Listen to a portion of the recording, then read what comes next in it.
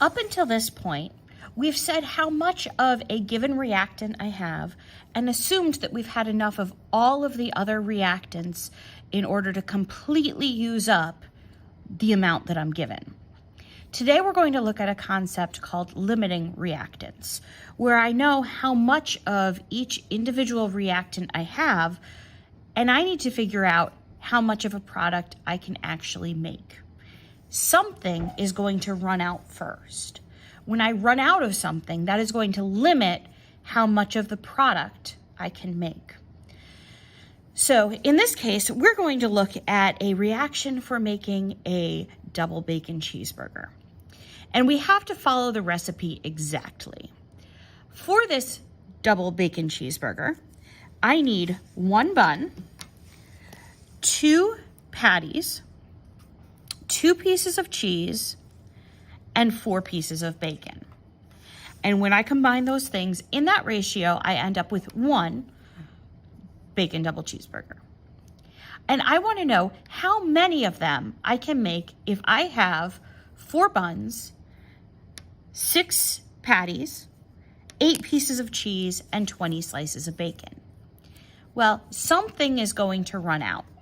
And there are many different ways I can solve this problem, but I'm going to do the one that seems to make the most sense conceptually to people.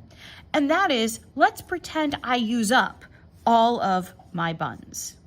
And figure out, if I use up all of my buns, how many of these double bacon cheeseburgers can I make?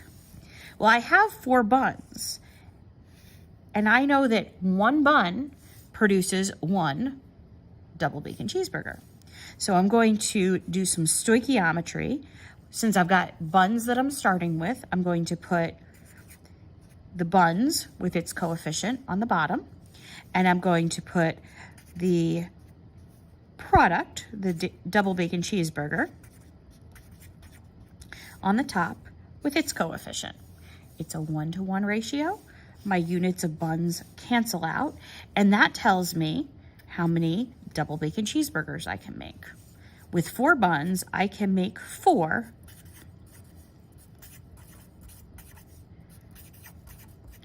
double bacon cheeseburgers.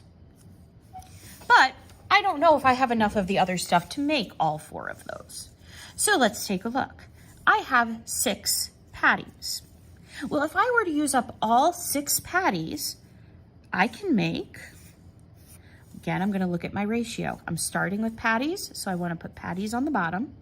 It takes 2 patties to make 1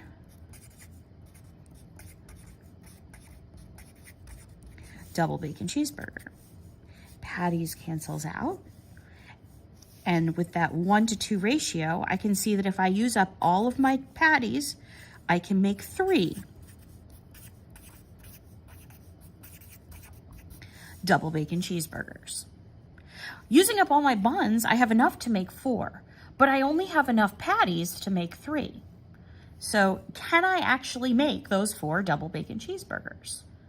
Well, no, because I don't have enough patties. At this point, I know I can't actually make the 4 because I'm going to run out of patties first. Well, let's keep going because I still have cheese and bacon, and one of those might run out even before the patties does. Well, 8 cheese, and according to my reaction up here, it takes 2 cheese to make 1 double bacon cheeseburger. So 2C makes 1 double bacon cheeseburger.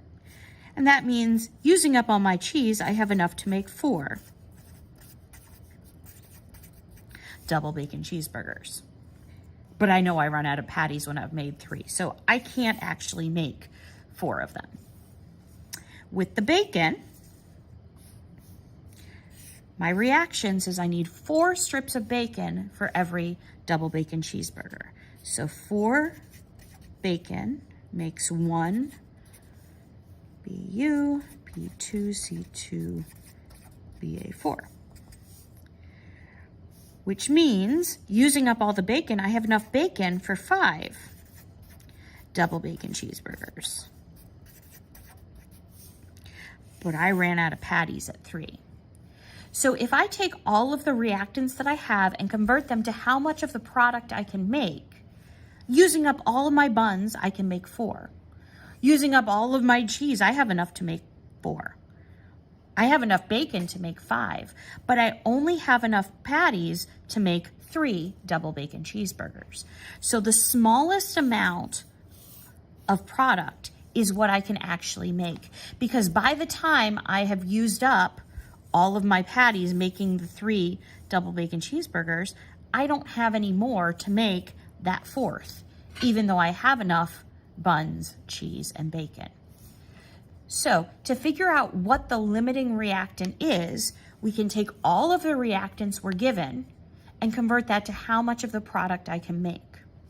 That smallest amount is going to be what I can actually make. And the thing that gets me there, the thing that's used up, in this case, the patties, are the limiting reactant. The other 3 are excess reactants. I have more than enough of those to make the 3. Now, this is going to be relatively easy because I already know the exact buns and patties and things like that that I have. Just like if I know how many moles of different compounds I have, I can plug in and just do that one-step mole ratio. But sometimes I might have some different units, like if I have the mass of a particular substance.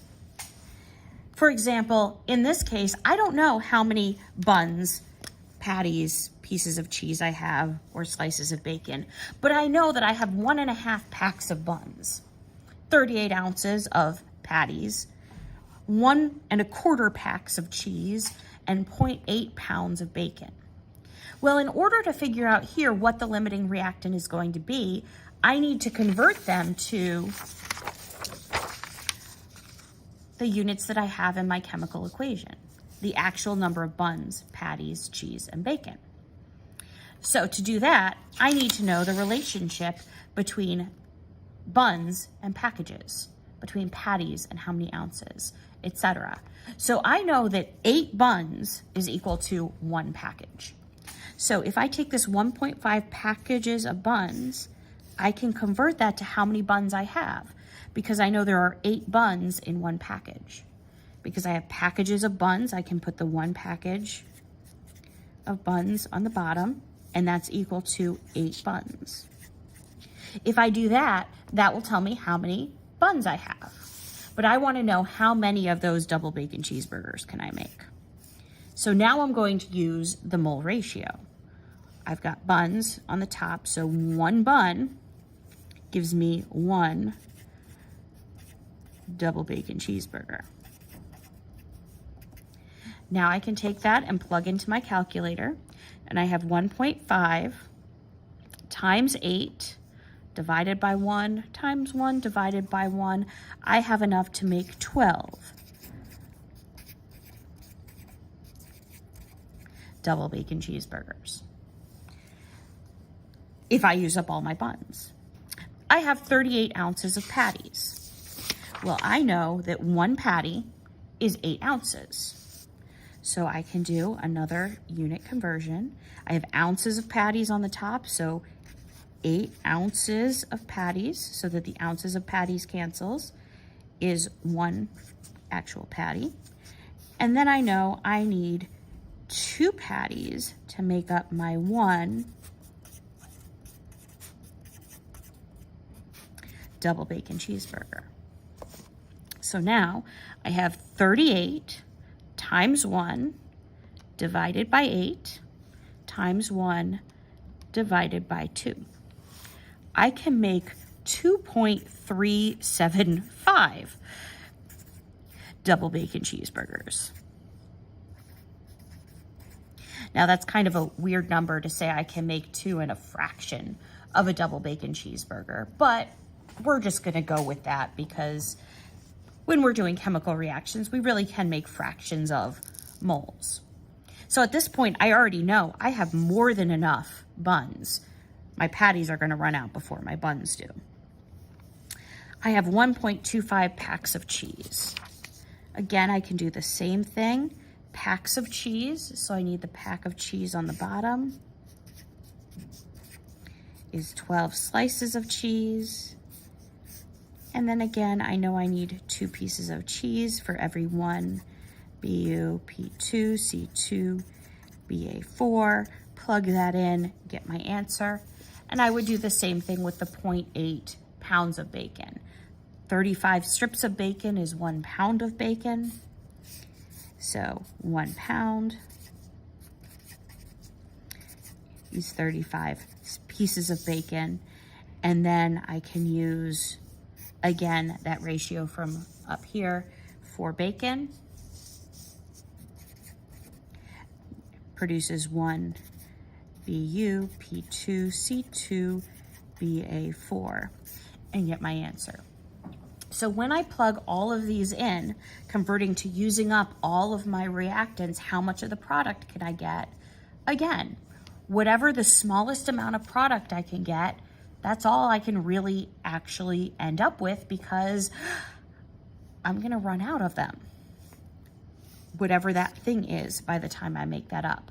So whatever that smallest amount is my amount that I can actually get, and the thing that gets me to that would be my limiting reactant. All of the other are going to be excess reactants. With a chemical reaction, we can do the same thing, except we're going to be converting from units of like grams or molecules or liters.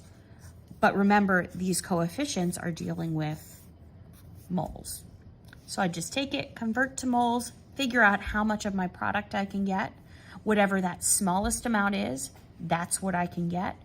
And whatever gets me to that smallest amount, that thing is my limiting reactant. Everything else would be excess reactants.